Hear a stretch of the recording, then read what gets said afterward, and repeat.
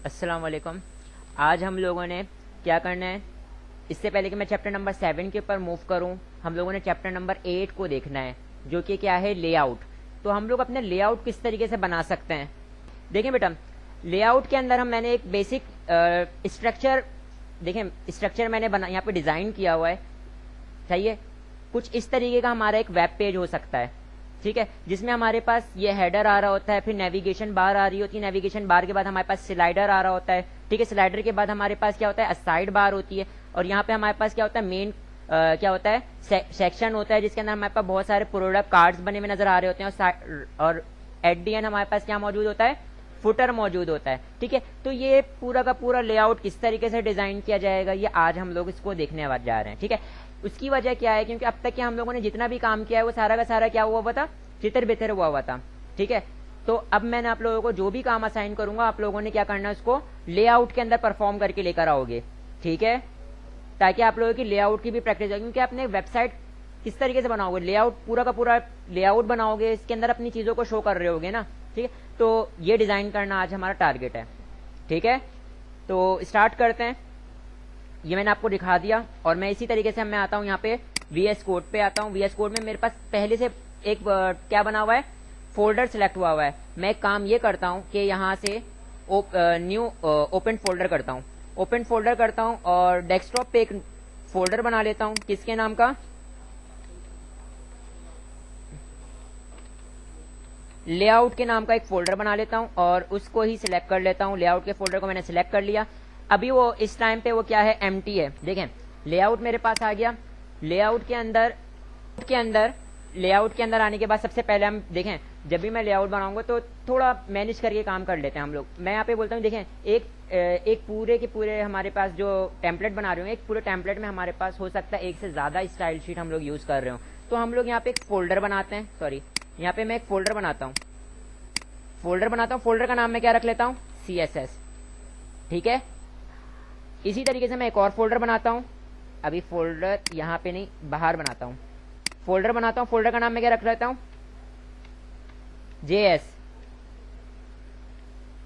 JS। अगर जावास्क्रिप्ट का काम होगा सारा का सारा इसमें होगा। CSS का काम, जितनी भी फाइलें होंगी, एक्सटर्नल फाइलें होंगी, सारी की सारी इसमें होंगी, ठीक है। फिर उसके बाद हमारे पास एक और मैं पेज बना लेता हूँ, यहाँ पे एक और फोल्डर बना लेता हूँ, किसके नाम का, पेजेस के नाम का, ठीक है। सारे जितने भी हमारे पास पेजेस होंगे वो इसके अंदर मौजूद होंगे, ठीक है।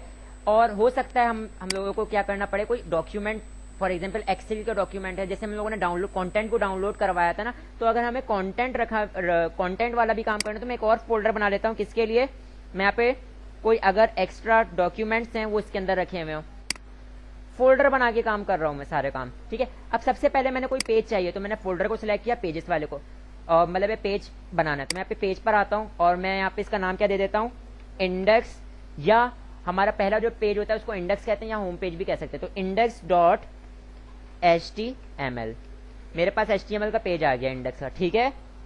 इसी तरीके से मैंने इसके ऊपर बेसिक कोडिंग जनरेट कर ली, बेसिक कोडिंग जनरेट हो गई, ठीक है। अब मैंने इसके लिए CSS भी तो बनाऊंगा ना, इसकी स्टाइलिंग जो कर रहा हूँ, तो CSS के फोल्डर को सिलेक्ट किया, एक फाइल बना ली, और इसका फाइल का मैं नाम क्या रख रहा हूँ, मैं यहाँ पे रखता हूँ फॉर एग्जाम्पल style.css, कुछ भी नाम रख सकते हैं, मगर उसकी एक्सटेंशन क्या रखोगे, .css। तो मेरे पास एक CSS की भी फाइल आ गई, ठीक है। अब आपने अपने पेज पे सबसे पहले मैं कोई और काम करने से पहले मैं लिंक करवा लेता हूँ, अपनी CSS को लिंक करवा लेता हूँ। तो यहाँ पर मैं क्या करता हूँ, लिंक लिखता हूँ, और CSS पर आने के बाद इंटर कर देता हूँ, मेरे पास क्या आ गया, लिंक, और इसके अंदर रिलेशन क्या आया हुआ है, स्टाइल शीट, ठीक है। लेकिन ये href गलत पास किया हुआ है, href क्या हुआ है, गलत पास हुआ हुआ है। अगर मैं कंट्रोल स्पेस पास करूं तो मुझे क्या मिल रहा है, सिर्फ और सिर्फ इंडेक्स मिल रहा है, क्योंकि मैं अभी पेज के अंदर हूं। पहले मैंने क्या करना पड़ेगा, इस पेज वाले फोल्डर से बाहर आना पड़ेगा। देखो अगर मैंने CSS को क्या करवाना है, लिंक करवाना है, तो मैं पहले अपने करंट फोल्डर से बाहर आऊंगा। तो करंट फोल्डर से बाहर आने के लिए मैंने क्या बताया था आपको, ./ आ गया मैं करंट फोल्डर से बाहर। अब सारी चीजें मुझे नजर आने लगी। तो कौन से फोल्डर में जाना चाह रहा हूं मैं, CSS, और CSS में जाने के बाद मुझे क्या मिल गई, स्टाइल शीट। तो ये देखो लिंक हो गई मेरी स्टाइल शीट, सही है, मेरी स्टाइल शीट लिंक हो गई। अब मैं जितना भी हमारे पास मेरे पेज का जितना भी स्टाइल होगा वो सारा का सारा काम मैं कहाँ पे कर रहा हूँ, इस शीट पे कर रहा हूँ। स्टाइलिंग सारी इधर कर रहा हूँ, और जितना भी HTML का वर्क है, स्ट्रक्चर है, वो सारा का सारा मैं यहाँ पे रख रहा हूँ। सही है। अभी मैं यहाँ पर आता हूँ बॉडी के अंदर। बॉडी के अंदर आने के बाद मैं एक काम ये करता हूँ कि सारा आप लोगों को पता है कि मैंने जितना भी काम करता हूँ, हम लोग जितने भी काम करते हैं वो सारा का सारा एक कंटेनर के अंदर रखते हैं। मतलब एक ऐसी डिव में रख लेते हैं ताकि हमारे पास सारी चीजें प्रॉपर वे में आ जाएं। एक कंटेनर में रख लेते हैं। फॉर एग्जाम्पल, आप लोग जब वो लेने जाते हो, बेकरी में जाते हो, बेकरी में बहुत सारी चीजें ले ली, सारी चीजें हाथों में लेकर आ रहे होते थे, नहीं, वो एक थैली देता है ताकि थैली में प्रॉपर तरीके से आ जाए। तो हम भी एक कंटेनर बनाएंगे ताकि हमारे पास जितना भी कंटेंट है उस प्रॉपर थैली के अंदर मौजूद हो। सही है।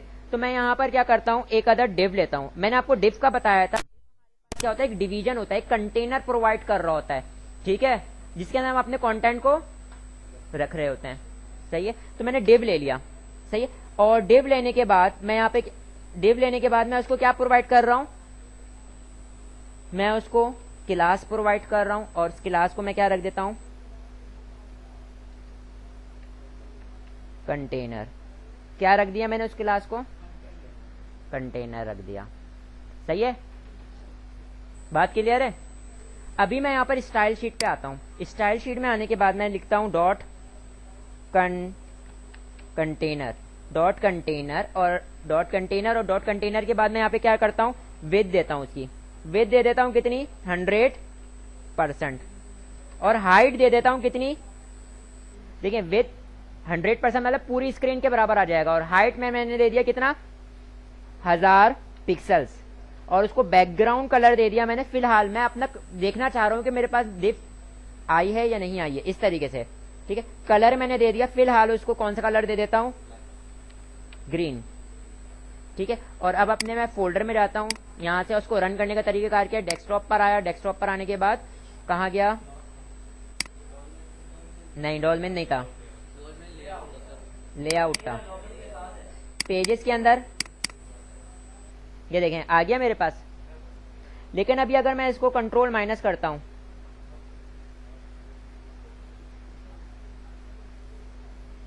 तो ये किस तरीके से जा रहा है,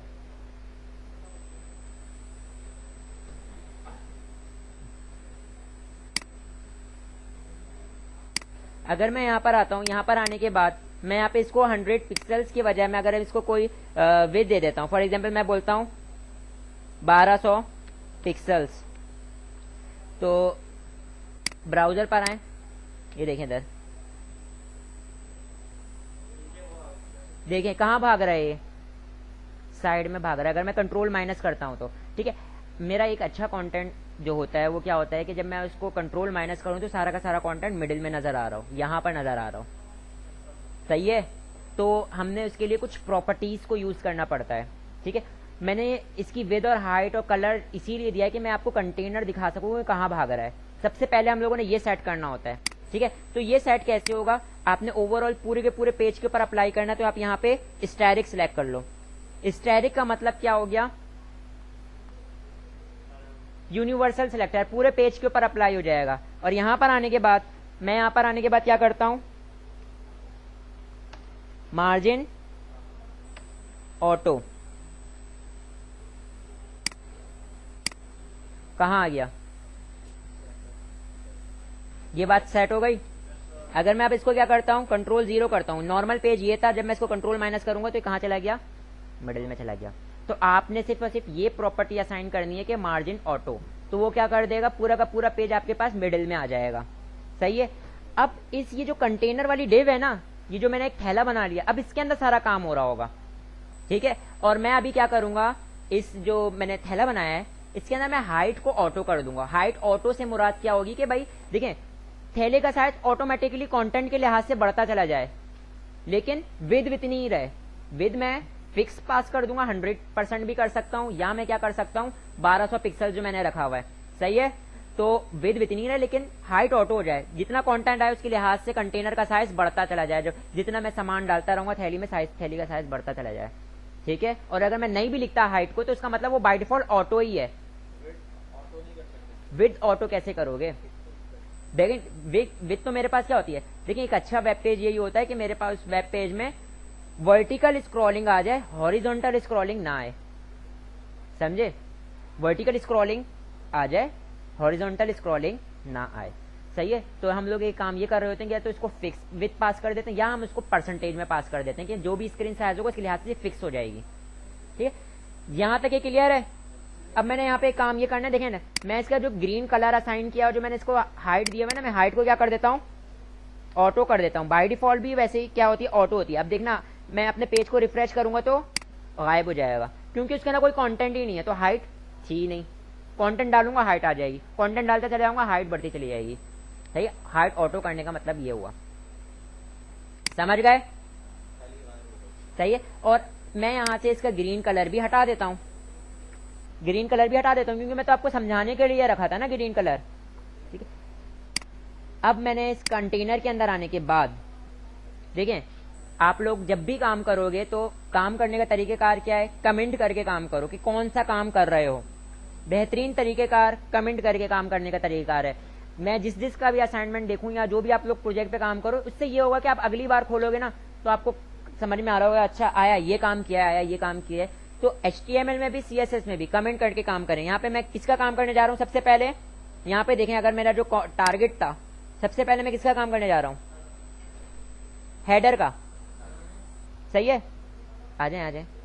तो मैं आपको एक बात बताता हूँ, यहाँ पे देखें, मैं यहाँ पे डिव भी ले सकता हूँ, क्योंकि ये भी एक कंटेनर है, डिव भी ले सकता हूँ। और मैं यहाँ पे क्या ले सकता हूँ, हेडर नाम का मेरे पास क्या है, एक टैग भी मौजूद है। HTML5 ने हमें क्या दिया हुआ है, हेडर नाम का टैग भी प्रोवाइड किया है, मैं डायरेक्ट वो भी यूज कर सकता हूं, ठीक है। तो यहां पे मैं लिखता हूं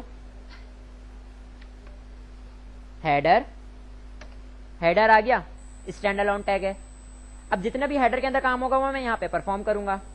ये सेमेंटिक टैग कहलाता है, सॉरी स्टैंड अलोन टैग नहीं, पेयर टैग है ये, सेमेंटिक टैग है ये, ठीक है। इसको सेमेंटिक टैग भी कह सकते हैं या इसको मैं क्या कह सकता हूं, पेयर टैग भी कह सकता हूं, ठीक है। अब इसकी स्टाइलिंग करनी का है मेरे को, तो यहां पर मैं आता हूं। यहां पर आने के बाद सबसे पहले मैं क्या करता हूं, हेडर मैंने ये लिखा और इसको मैंने क्या कर दिया, कमेंट कर दिया, सही है। अब आपको हेडर का काम कर रहे हो यहाँ पे, सही है।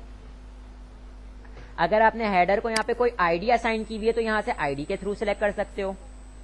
मैं यहाँ पे अभी मैंने कुछ भी नहीं असाइन किया हुआ, तो मैं इसको हेडर टाइप सिलेक्टर से सिलेक्ट कर लेता हूं। मैं इसकी हाइट दे देता हूं, हेडर की हाइट कितनी होनी चाहिए, फॉर एग्जाम्पल हेडर की पूरी हाइट होनी चाहिए 100 पिक्सल्स, ठीक है। और विड्थ कितनी होनी चाहिए, 100%, ठीक है। जितना भी कंटेनर है ना, जितना भी कंटेनर की विड्थ उसके लिहाज से पूरी हो जाए। हाइट ऑटो, हाइट 100, देखो ऑटो वाला 100% रखेंगे ताकि जितना भी कंटेनर है उसके लिहाज से पूरी 100% आ जाए, समझे। अब मैं यहाँ पर आने के बाद मैं इसको फिलहाल बैकग्राउंड कलर असाइन कर दे रहा हूँ। बैकग्राउंड कलर मैं इसको असाइन कर दे रहा हूँ, जैसे कि हम लोगों ने यहाँ पे लिया हुआ है। मेरे तो सबसे मुश्किल चीज मेरे को यहाँ पे कलर का सिलेक्शन ही लगता है, ठीक है। और मैं यहाँ पर आता हूँ और इसको कहाँ गया, पेज को रिफ्रेश करता हूँ, Ctrl 0 करता हूं, ये देखें इधर हेडर आ गया मेरे पास। और अगर मैं इसको कंट्रोल माइनस करूंगा तो मिडिल में जाएगा। ये एक अच्छा लेआउट की पहचान यही होती। Ctrl 0 करूंगा, फुल विड्थ पे ऐसा नजर आ रहा है, ठीक है। अभी मैंने हेडर का काम हो गया। हेडर से रिलेटेड देखो, हेडर के अंदर मेरे पास आइकन भी आ रहा होगा, हेडिंग भी आ रही होगी, तो इसकी जितनी भी स्टाइलिंग होगी वो मैं हेडर के मिडिल में करूंगा। तो यहाँ पे मैं क्या कर देता हूं, एंड हेडर, सही है। सारा का सारा काम हेडर के अंदर का, हेडर के अंदर जितनी भी स्टाइलिंग होनी है वो मैंने यहाँ पे करनी है, सही है। अब इसी तरीके से मैं यहाँ पे बाहर आता हूं और अब मैंने देखें हेडर के बाद मेरे पास क्या मौजूद था, नेविगेशन बार मौजूद थी, ठीक है। तो पहले तो मैंने स्ट्रक्चर बनाना, अंदर का जो मैंने छोटे छोटे बॉक्स दिए हैं वो तो अंदर का आइटम है, वो तो बाद में आएगा, बाद की कहानी है। पहले मैंने यहाँ पे क्या करना है, नेव बार, मैं यहाँ पे बोल देता हूँ नेव बार है ये, और इसको मैं क्या कर देता हूँ, कमेंट कर देता हूँ, ठीक है। अब मैंने यहाँ पे नेव बार को यहाँ पे परफॉर्म करने का, तो सबसे पहले मैंने यहाँ पर मैं यहाँ पर आऊंगा। यहाँ पर आने के बाद इस देखो CSS हमेशा याद रखो, बहुत से स्टूडेंट ये भी मसला करते हैं कि पहले CSS लिखना शुरू कर दें। मैं यहाँ पे क्या सिलेक्ट करूं, मैं यहाँ पे तब सिलेक्ट करूंगा जब यहाँ पे मेरे पास कोई स्ट्रक्चर बना हुआ होगा, समझे। तो यहाँ पे अब देखो मैं स्ट्रक्चर बनाने जा रहा हूँ, यहाँ पर मैं आता हूँ, यहाँ पर आने के बाद मैं क्या लिख देता हूँ, देखिए नेव का भी मेरे पास अलग से क्या मौजूद है, सेमेंटिक टैग मौजूद है। नेव आ गया, अब ये नेव आ गया ना, अब मैं इसकी स्टाइलिंग करूंगा। यहाँ पर आता हूँ, यहाँ पर आने के बाद मैं क्या करता हूँ, नेव कर्ली ब्रैकेट से बॉडी स्टार्ट, कर्ली ब्रैकेट पे बॉडी क्लोज, और यहाँ पर आने के बाद मैं हाइट विद और कलर दे देता हूँ। फिलहाल मैं इसको यहाँ से कॉपी करता हूँ, यहाँ पे कॉपी करने के बाद यहाँ पे पेस्ट किया। अब हाइट कितनी दे दी, 100% तो नेव नहीं होगी ना, मैं यहाँ पे क्या कर देता हूँ 50 पिक्सल्स हाइट होगी, 100% ये होगा। उसका कलर मैं फॉर एग्जाम्पल इनको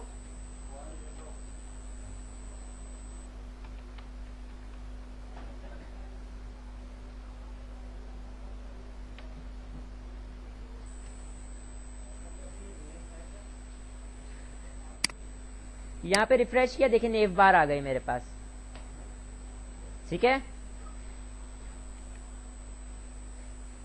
अभी यहां तक का हमारा टारगेट हो गया नीचे वाला। अब हमने क्या लेना है, स्लाइडर लेना है। इसका मतलब स्लाइडर में सारा काम वैसे ही होगा, लेकिन हाइट के अंदर तब्दीली हो जाएगी। तो अब यहाँ पे नेव से रिलेवेंट सारा का सारा काम यहाँ पर आ रहा होगा, तो मैं यहाँ पे नेव एंड नेव, नेव के अंदर भी हमारे पास काफी सारा कंटेंट आएगा। तो मैंने क्या किया, नेव का जितना भी काम हो रहा होगा यहाँ पर हो रहा होगा। असाइड बार ये स्टार्ट हुआ, साइड मैंने सबका बना लिया, साइड का, स्लाइडर का, असाइड का, सेशन का, फुटर का, इनके सारे काम यहाँ पर हो रहे होंगे, ठीक है। अब आपको पता है, फॉर एग्जाम्पल आपसे कोई हेडर में कोई सवाल पूछता है, यार ये स्टाइलिंग कहाँ पर आएगी, तो आपको पूरा इतनी ज्यादा स्टाइलिंग हुई होगी, आपको ढूंढना नहीं पड़ेगा। आप डायरेक्ट हेडर के अंदर जाओगे, हेडर के अंदर से सवाल पूछा है, अब हेडर के अंदर देख लोगे ये काम कहाँ हुआ है। बिल्कुल। अच्छा, यहाँ पर मैं आता हूँ और स्लाइडर के अंदर मैंने काम करना है, तो स्लाइडर का पहले मैं क्या करूंगा, स्लाइडर का कोई अलग से मेरे पास क्या मौजूद नहीं है, सेमेंटिक टैग मौजूद नहीं है, ठीक है। तो मैं यहाँ पे क्या करता हूँ, डिव ले लेता हूँ, डिव लेता हूं और डिव के अंदर एक अदद क्या असाइन कर देता हूं, आईडी असाइन कर देता हूं। आईडी का नाम मैं क्या रख रहा हूं, स्लाइडर। हाँ तो दिए देखे ना, ये मेरे पास क्या है, ये डिव तो कंटेनर थी, एक डिव के अंदर आप हजारों डिव ले सकते हैं, इसमें कोई कैद नहीं है, ठीक है। सही। अब मैंने इसका आईडी क्या दी हुई है, स्लाइडर। तो यहाँ पे अगर मैंने इसकी स्टाइलिंग करनी है तो मैं क्या यूज करूंगा, हैश स्लाइडर कर्ली ब्रैकेट से बॉडी स्टार्ट, कर्ली ब्रैकेट पे बॉडी क्लोज, और यहां से मैंने यही काम करना है।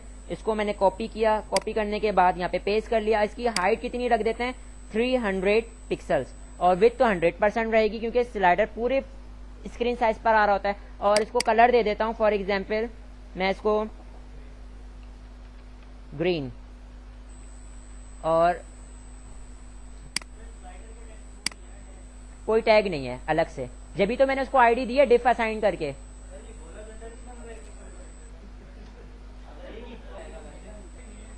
स्लाइडर के बाद अब मेरे पास यहाँ पे क्या आ जाएगा, जरा लेआउट को देखिएगा। स्लाइडर के बाद मेरे पास क्या आ रहा था, कुछ ऐसी चीज आ रही थी, एक पूरा का पूरा एक कंटेनर लूंगा जिसमें दो डिफ आएंगी, एक डिफ असाइड कहलाएगी, दूसरी डिफ क्या कहलाएगी, सेक्शन कहलाएगी, ठीक है। तो मैं एक काम ये करता हूं कि मैं यहाँ पर आ जाता हूं और एक डिव लेता हूं। देखें इधर, मैं यहाँ पर आ रहा हूं और एक डिव ले रहा हूं, डिव लिया, और उस डिव के अंदर मैं क्या कर देता हूं, उस डिव के अंदर मैं दो मजीद डिव ले रहा हूं, पहली डिव और दूसरी डिव, ठीक है।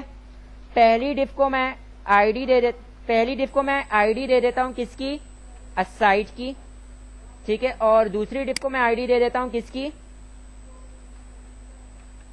सेक्शन की, ठीक है। ये बात क्लियर है, ठीक है। अभी मैंने यहां पे एक काम ये करना है कि मैं सीएसएस में आता हूं। सीएसएस में आने के बाद देखें इधर,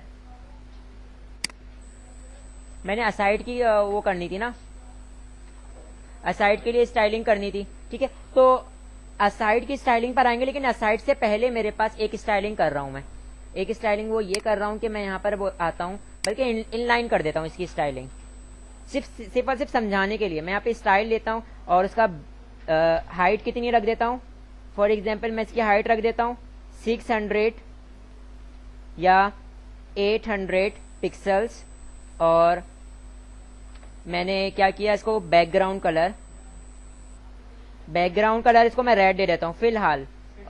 हाँ, नहीं ओवरऑल ये जो मैंने ये डिव लिया हुआ था ना, डिव के अंदर मैंने असाइड और सेक्शन लिया था ना, ओवरऑल मैं कंटेनर दिखाना चाह रहा हूँ, एक बड़ा वाला कंटेनर दिखाना चाह रहा हूँ जिसमें 2 हिस्से होंगे। ठीक है, तो अभी मैं इसको अगर रन करके दिखाऊं तो कुछ इस तरीके का नजर आ रहा होगा। ये नजर आ रहा है, सही है। इसके अंदर मैंने मजीद 2 टुकड़े करने हैं। ठीक है, पहला हिस्सा साइड होगा और दूसरा हिस्सा क्या होगा, डिव सेक्शन होगा। ठीक है, तो मैंने उसके अंदर मजीद 2 डिब्बे ले लिए हैं, सही है। तो अभी देखो इधर, ये मैंने इसकी स्टाइलिंग तो नहीं करनी थी ना, तो मैं इसकी स्टाइलिंग को सिर्फ और सिर्फ आपको दिखाने के लिए की थी। मैंने इसकी स्टाइलिंग को क्या कर दिया, हटा दिया, सही है। मैं यहां पर आता हूं और स्टाइल में आने के बाद अब असाइड की स्टाइलिंग करनी है। मैं यहां पे बोलता हूं हैश असाइड, कर्ली ब्रैकेट से बॉडी स्टार्ट, कर्ली ब्रैकेट पे बॉडी क्लोज।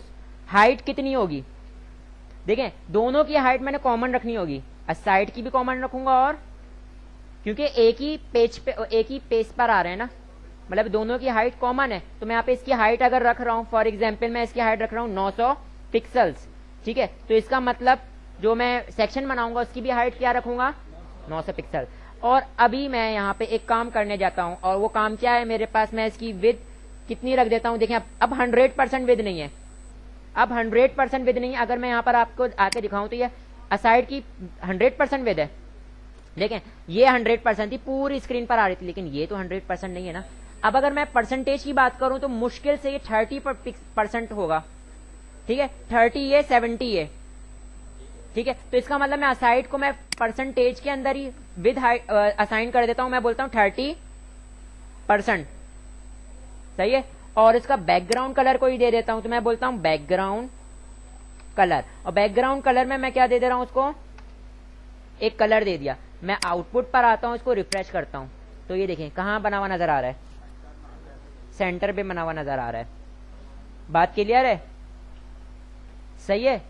एक प्रॉपर्टी में लगाऊंगा, लेकिन उसको समझाने से पहले मैंने असाइड की सेक्शन की भी मैं स्टाइलिंग कर दूं, फिर वो आपको दिखाता हूं वो कहां पर आ रहा होगा, सही है। फिर एक प्रॉपर्टी है, उस प्रॉपर्टी को यूज करूंगा तो ये दोनों सेट हो जाएंगे, लेकिन उस प्रॉपर्टी को समझाने के लिए मैंने क्या करना पड़ेगा, आपको सेक्शन की भी स्टाइलिंग करनी पड़ेगी। ठीक है, तो मैं आ जाता हूं कहां पे, सेक्शन, यहां पर आता हूं, और यहां पर आने के बाद इसको पूरा का पूरा क्या कर लेता हूं, कॉपी करता हूं और सेक्शन में भी पेस्ट कर देता हूं। लेकिन दिस टाइम मैं इसको क्या कर देता हूं, सेक्शन, ठीक है। और इसके 9, अब ये 70 हो जाएगा, कितना हो जाएगा ये, ठीक है। यहां पर आओ, यहां पर आने के बाद मैंने देखो रिफ्रेश किया, देखें इधर ये कहां जा रहा है, बराबर में क्यों नहीं आ रहा। अब उसकी वजह क्या है, देखें इधर, जब भी मैं डिव यूज करता हूं, डिवीजन यूज करता हूं या पैराग्राफ यूज करता हूं, इनका बिहेवियर ये है कि पूरी की पूरी एक लाइन कंटेन करेंगे, पूरी फुल विड्थ कंज्यूम करते हैं। मतलब है कि बाय डिफॉल्ट इनकी ऐसी सेटिंग हुई है कि अगर मैं इनको डिव पेज पे देखेगा तो पूरी की पूरी एक लाइन कंज्यूम कर लेगा, सही है। अब आप उसकी भले आप उसकी विड्थ कम कर दो, लेकिन वो क्या लेके चल रहा है कि उसकी फुल जो है वो लाइन को कंज्यूम करेगा, बराबर में किसी को आने नहीं देगा।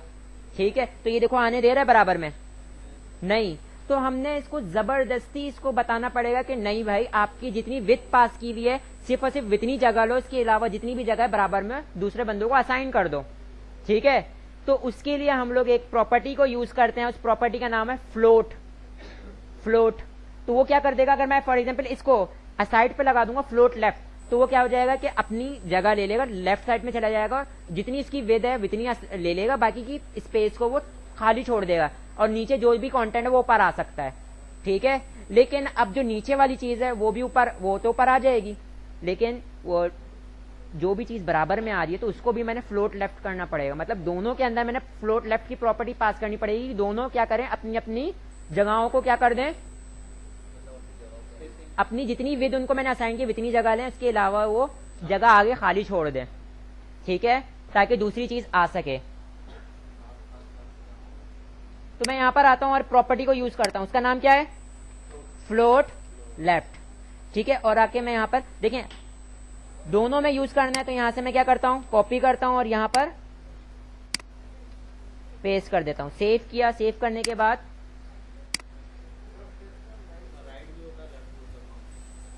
ठीक है बराबर में आ गई, जिसकी जितनी उसकी विड्थ थी उसने उतनी जगह ली, बाकी की जगह उसने आगे छोड़ दी। पहले वो ऐसा नहीं कर रहा था।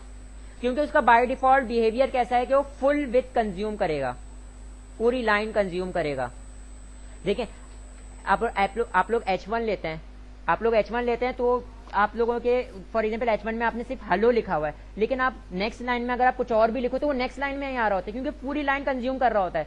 लेकिन इसके अलावा बहुत सारी जैसे बोल्ड हो गया, स्ट्रॉन्ग हो गया, अगर आपने BR का टैग नहीं दिया बल्कि लिखते चले जा रहे हो तो वो बराबर में लिखता हुआ चला आएगा, क्योंकि वो फुल लाइन को कंज्यूम नहीं कर रहे, जैसे BR हो गया, इटैलिक हो गया। लेकिन अगर आप पैराग्राफ लोगे तो आपने पैराग्राफ में हेलो वर्ल्ड लिखा होगा, लेकिन वो क्या करेगा, दूसरी चीज बराबर में नहीं आएगी, उसकी नेक्स्ट लाइन में ही आएगी, क्योंकि फुल लाइन वो कंज्यूम कर रहा है पैराग्राफ। ठीक है, इसी तरीके से डिव भी फुल लाइन कंज्यूम करेगी, फुल विद। ठीक है, हाँ, तो मैंने उसको क्या असाइन करना पड़ेगा, पहले उसकी विद देनी पड़ेगी कि आप अपने मतलब है कि पैरामीटर में सिर्फ और सिर्फ इतनी विद मैंने जितनी विद आपकी है ना उतनी जगह को कंज्यूम करो, बाकी अगर आपके पास जगह मौजूद है तो उसको छोड़ दो। तो वो जब छोड़ देगा तो दूसरी चीज ऊपर आ सकती है, सही, उस जगह पर आ सकती है। जैसे इसने असाइड बार ने अपनी जगह छोड़ी तो नीचे वाली चीज ऊपर आ सकी। ठीक है, अब इसी तरीके से मैंने क्या लेने का है, फुटर लेने का है। तो यहां पर मैं आता हूं, ये चीज समझ में आई बेटा, फ्लोट लेफ्ट वाली बात। अब मैंने यहाँ पर आया और यहाँ पर आने के बाद मैं क्या करता हूँ, एक और डिव लेता हूँ। वैसे तो डिव के थ्रू भी ये काम कर सकता हूँ, जैसे मैंने अभी किया है। मैं इसका सेमेंटिक टैग भी मौजूद है, मैं क्या ले लेता हूँ, फुटर। और यहां पर आने के बाद मैं क्या करता हूं, फुटर।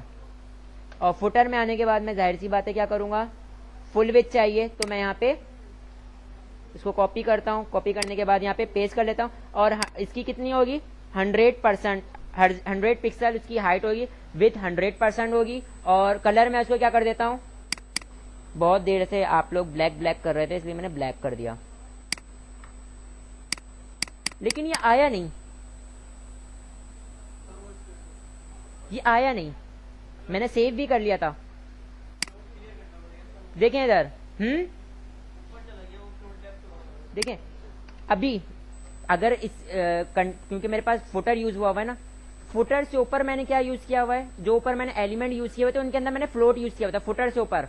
ठीक है, तो फुटर भी ये समझ रहा है कि ऊपर स्पेस है इसलिए मैं ऊपर ही जाके अपनी मतलब अपनी जगह जो है मैं ऊपर ही बनाऊंगा। ठीक है, तो मैंने उसको जानबूझ के बताना पड़ेगा, मैंने उसको फ्लोट लेफ्ट बता दूंगा, फ्लोट लेफ्ट की यहाँ पे भी प्रॉपर्टी यूज होगी। और मैं बोलूंगा कि जाके चेक कर लो, अगर बराबर में जगह है तो मैनेज कर लो, वरना तो नीचे आ जाओ।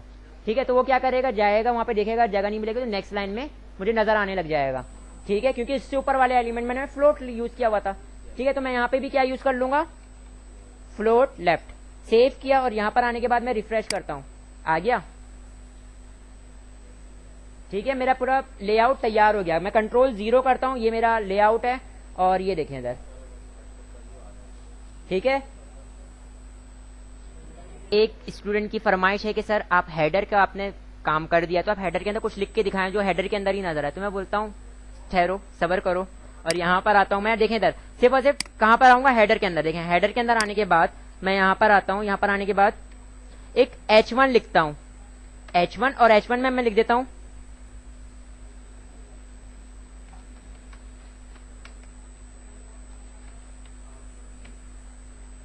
सही है, मैंने ये लिख दिया और उसको मैंने सेव किया। सेव करने के बाद यहाँ पे मैं इसको रिफ्रेश करता हूं तो कहां पे लिखा हुआ नजर आ रहा है, हेडर के अंदर लिखा हुआ नजर आ रहा है।